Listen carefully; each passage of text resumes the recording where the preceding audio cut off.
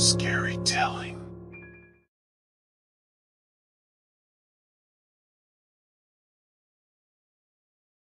I don't know how I got here. One moment I was walking home from work, and the next I woke up in this dark, damp room. The walls are covered in grime and there's a musty smell in the air. And then there's the pain. The pain of being nailed to this wall, unable to move or even scratch my nose. I don't know how long I've been here, but it feels like an eternity. The only thing she's fed me is my own flesh. Every time she comes to visit me, she takes a knife and slices off a small piece of my leg or arm. She says it's to keep me alive, but I know it's just to torture me. I've lost track of time. The only way I know that 6 months have passed is because she told me. She whispered it in my ear as she carved another piece of flesh off me. And then today, something strange happened. She showed me my reflection. I couldn't believe what I saw. My body was emaciated, my skin hanging off my bones. I could see my spine through my back, and my face was sunken in. I was horrified, but also relieved to see that I was still alive. But then she said something that chilled me to the bone. "You're looking better," she said with a sick grin. "Soon you'll be strong enough to feed me." I didn't know what to say. I was so hungry, so desperate for food, but I couldn't imagine ever eating another human being. And then I heard a small voice from outside the room. "Who are you talking to, Daddy?" It was my daughter's voice. But she couldn't be here. She had died in a car accident 2 years ago. I tried to call out to her, to tell her to run, but my voice was weak from lack of food and water.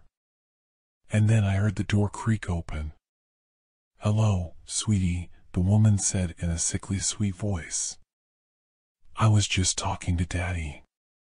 But he's not feeling very well right now. So why don't you come in and say hello?" I heard my daughter's footsteps as she walked into the room. I wanted to scream, to warn her about the danger she was in, but I was powerless. And then I heard a blood-curdling scream. My heart raced as I realized what had happened. She had taken my daughter, and now she was going to use her as her next meal. I felt a rage boil inside me. I had to get out of this wall, had to save my daughter. I tried to move, to pull at the nails that held me in place, but it was no use. I was weak, and my body was too damaged. And then I heard a sound that made my blood run cold. It was the sound of her sharpening her knife. I knew that she was getting ready to carve up my daughter's body, just like she had done to mine. I closed my eyes, feeling tears roll down my cheeks. I was powerless, unable to save my daughter or myself. All I could do was wait for the end. But then, something strange happened. I felt a warmth spread through my body, a strength that I hadn't felt in months. It was like my body was healing, repairing itself. And then I felt the nails that held me in place start to loosen. I could move my arms and legs, and I could feel the power coursing through me. I took a deep breath and pulled myself off the wall, breaking the nails that held me in place. I stood up, feeling my strength return, and I walked towards the door, ready to face the woman who had kept me prisoner for so long. As I opened the door, I saw her standing there, covered in blood and holding a knife. But instead of fear, I felt a surge of anger. I charged at her, my fists pounding into her body. She fell to the ground, dropping the knife. I picked up the knife, holding it in my hand. And then I saw my daughter, lying on the ground, barely breathing. I ran to her side, scooping her up in my arms. "SHH, it's okay," I whispered to her, tears streaming down my face. "Daddy's got you. Daddy's got you." I felt a sense of relief wash over me as I held my daughter in my arms, safe and sound. But then I remembered the woman lying on the ground, and the rage returned. I walked back to her, standing over her body. And then, without a second thought, I plunged the knife into her chest, again and again, until her body lay still. I knew that what I had done was wrong, that I had taken a life. But in that moment, all I could think about was saving my daughter and getting revenge on the woman who had kept us captive for so long. I picked up my daughter and walked out of that dark, damp room, never looking back.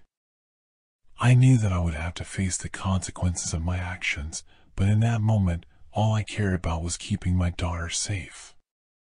As we walked into the sunlight, I felt a sense of freedom that I hadn't felt in months. We were free, and we were alive. And no matter what happened next, I knew that we would face it together, as a family.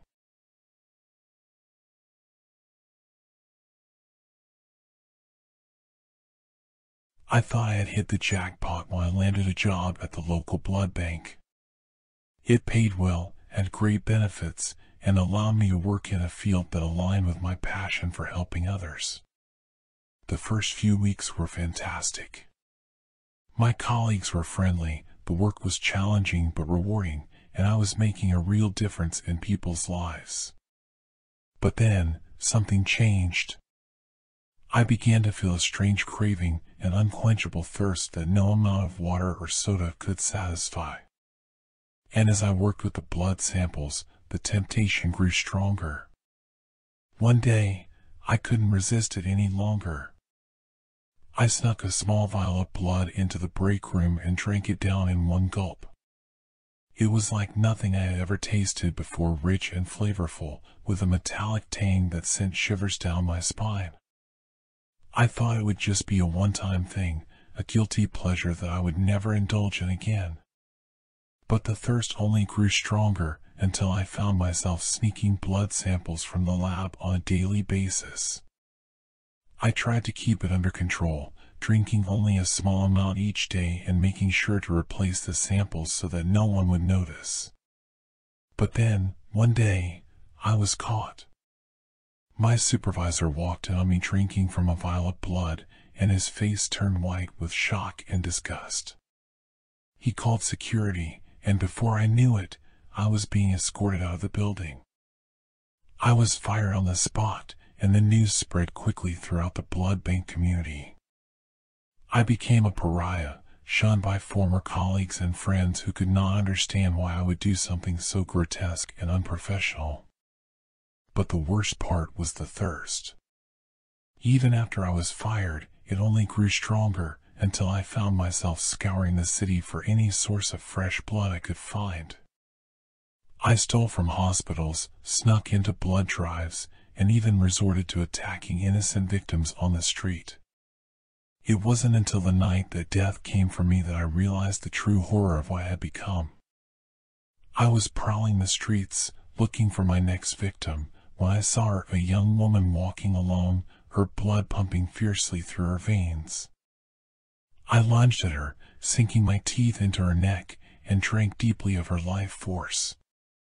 But then, I felt a cold presence behind me, and I turned to see Death herself standing there, her cloak billowing in the wind. When Death came, I begged her not to take me as my newborn son needed me. I pleaded, hoping against hope that she would show me mercy. But Death just laughed dryly. "But dear mother, I'm not here for you," she said. And then, with a flick of her bony finger, she banished me to a fate worse than death, eternal thirst, forever hunting for blood that I could never find.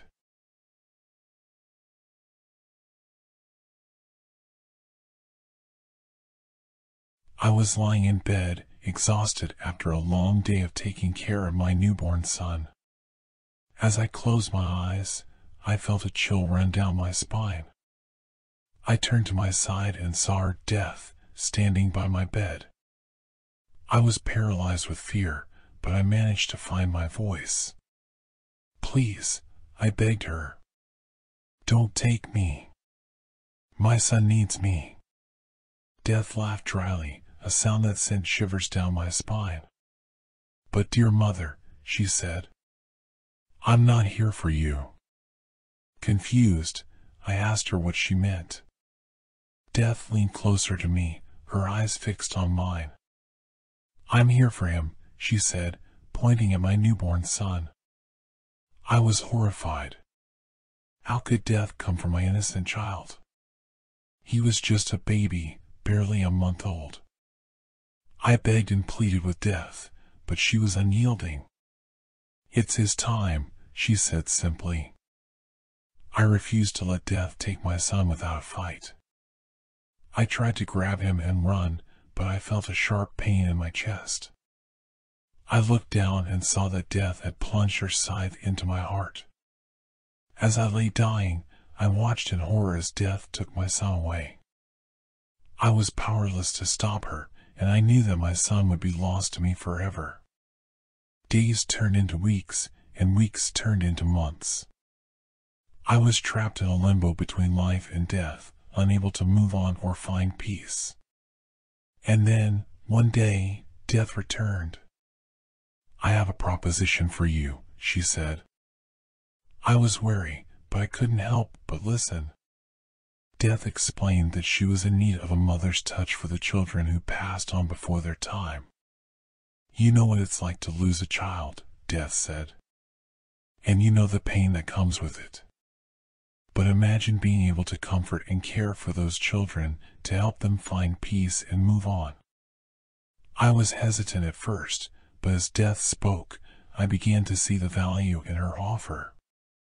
It would be a way for me to heal from my own loss, to find a purpose in the afterlife. And so, I accepted Death's proposal. I became the caretaker of the children who passed on before their time, giving them the love and comfort they needed to find peace. At first, it was difficult. I was haunted by the memories of my own child, and I struggled to connect with the children who came to me. But slowly, I began to find my footing. I learned how to soothe their fears and calm their anxieties. I helped them find the strength to move on to the next world, even when they didn't want to. And in doing so, I found a sense of purpose and meaning that I never thought was possible. Death had taken my son from me, but she had also given me a chance to help others find peace. Now, I no longer fear death. Instead, I welcome her, knowing that she brings with her a chance for healing and renewal. And I know that I will continue to care for the children who come to me, giving them the love and compassion they need to find their way home.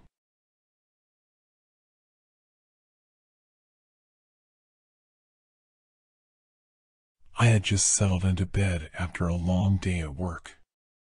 The room was quiet and still, and I felt my eyes grow heavy as I began to drift off to sleep.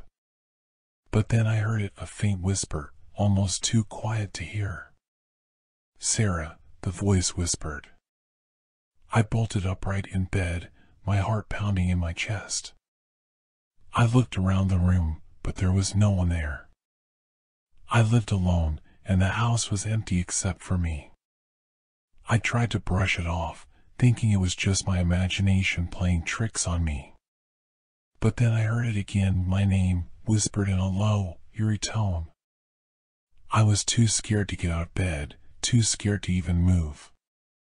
I just lay there, listening to the voice as it whispered my name over and over again. It wasn't until the morning that I found the source of the whispers.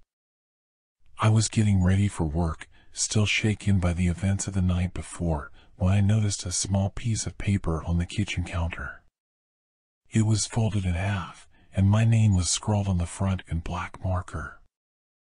I hesitated for a moment, but then I opened the paper and read what was inside. "I'm watching you," the note read. "And I always will be."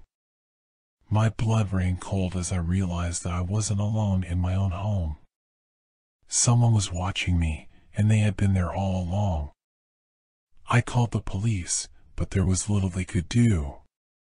They searched the house and the surrounding area, but found no signs of an intruder. They suggested that I might be imagining things, or that it could be a prank played by a friend or family member. But I knew it was real. The whispers continued, night after night, and the notes kept appearing in my mailbox, on my car windshield, even tucked under my pillow while I slept. I became paranoid, checking every room in the house before going to bed and jumping at every sound I heard. But the whisperer always found a way to reach me, taunting me with their presence and their eerie whispers. I became obsessed with finding out who it was, searching for clues and trying to piece together any information that could lead me to them. But the more I searched, the more scared I became. And then, one night, I heard the whisperer's voice again. "Sarah," the voice whispered. "Come find me." I knew it was a trap, but I couldn't resist. I followed the voice, tracing it back to the basement of my own house. As I descended the stairs, I saw a figure standing in the shadows. It was too dark to make out any details, but I could feel its eyes on me as it whispered my name once again. And then, without warning, the lights flicked on. I was blinded for a moment, but as my eyes adjusted to the brightness, I saw the figure standing before me. It was a man, dressed all in black, with a sinister grin on his face. He had been the one watching me all along, the one leaving the notes and whispers in the night. And now, he had me right where he wanted me. I tried to run, but he was too fast. He caught me by the arm and dragged me into a small room, locking the door behind us. For days, I was trapped in that room, alone with the whisperer in the night. He would come in and out, taunting me with his whispers and his presence. But then, one day, the police finally found me. They broke down the door and arrested the whisperer, taking him away to face justice for his crimes. I was relieved to be free, but the memories of those terrifying nights still haunted me. I couldn't sleep without hearing the whisperer's voice in my head, and I was afraid to be alone in my own home. Years went by, and I thought I had put the nightmare behind me. But then, one night, I heard a familiar whisper in my ear. "Sarah," the voice whispered. "I'm back." I turned around, but there was no one there. The room was empty, except for me.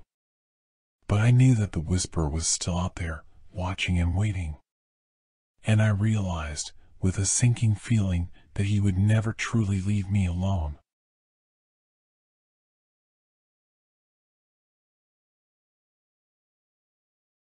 I had always been fascinated by cryogenic freezing. The idea of being able to freeze a person's body and bring them back to life in the future was like something out of a science fiction novel. So when the news broke that the first successful cryogenic freezing had taken place, I was thrilled. I followed the story closely, reading every article and watching every news segment. But then something happened that changed everything. It was a few weeks after the successful cryogenic freezing. I was at home, watching TV, when I suddenly felt a strange sensation in my body. It was like I was being pulled in two different directions at once. And then, everything went black. When I woke up, I was in a cold, dark room. I couldn't move, couldn't speak, couldn't even open my eyes. But I could hear everything that was going on around me. At first, I thought I was in some kind of coma. But then I heard the doctors talking. They were discussing the cryogenic freezing process and how successful it had been. And that's when I realized what had happened. They had frozen me. But the problem was, I was still conscious. I tried to scream, to let them know that I was still alive. But my body was completely paralyzed. All I could do was listen as they talked about me like I was a lifeless object. Days turned into weeks, and weeks turned into months. I was stuck in that frozen state, aware of everything that was happening around me, but unable to move or communicate. And the worst part was, I didn't know how long it would last. Would I be trapped in that frozen state forever? But then, something strange happened. One day, I heard a sound. It was faint at first, but it grew louder and louder until it was all I could hear. It was a voice, calling out to me. "Can you hear me?" the voice said. I tried to respond, but I couldn't. I was still paralyzed. "Try to move your finger," the voice said. "Just one finger." I concentrated all of my energy on moving my finger, and after what felt like an eternity, I felt it twitch. It was the most amazing feeling in the world. From that point on, I worked tirelessly to regain control of my body. I started with small movements, like wiggling my toes and flexing my fingers. And as time went on, I was able to move more and more of my body. Finally, the day came when I was able to move my whole body. I sat up in the cryogenic chamber, looking around at the sterile room. And then I saw the person who had been calling out to me. It was a young woman, dressed in a lab coat. She had a kind face, with gentle eyes and a warm smile. "I'm Dr. Thompson," she said. "You've been frozen for almost a year." I tried to speak, but my throat was dry and scratchy. "Take your time," she said. "There's no rush." And so I told her everything. About how I had been conscious the whole time, trapped in my own body. About how I had heard everything they had said about me, as if I was just another specimen in the lab. Dr. Thompson listened patiently, nodding along as I spoke. "I'm so sorry," she said. "We had no idea. We thought the process was foolproof. And that's when I realized something. I wasn't alone. There were others like me, trapped in their frozen bodies, unable to communicate with the world around them. And I made a promise to myself, then and there, that I would do everything in my power to help them. Dr. Thompson and I worked together to create a special program for those who had been cryogenically frozen. We developed a system that would allow them to communicate with the outside world even while their bodies were still frozen. It wasn't perfect, but it was a start. Over the years, we were able to help dozens of people who had been trapped in their frozen bodies. And every time we were able to wake someone up, it was like a miracle. But the experience had changed me in ways I never could have imagined. I had been given a second chance at life, and I wasn't going to waste it. From that point on, I dedicated my life to helping others. I became a doctor myself, and I specialized in working with patients who had been cryogenically frozen. And every day, I was reminded of the incredible power of science and technology and the incredible potential they held for the future. But I never forgot what it was like to be frozen conscious, trapped in my own body. And I made a vow to myself that I would never let anyone else experience that same nightmare. Because even though I had been given a second chance, I knew that not everyone was as lucky as I was. And I was determined to make a difference in their lives, no matter what it took.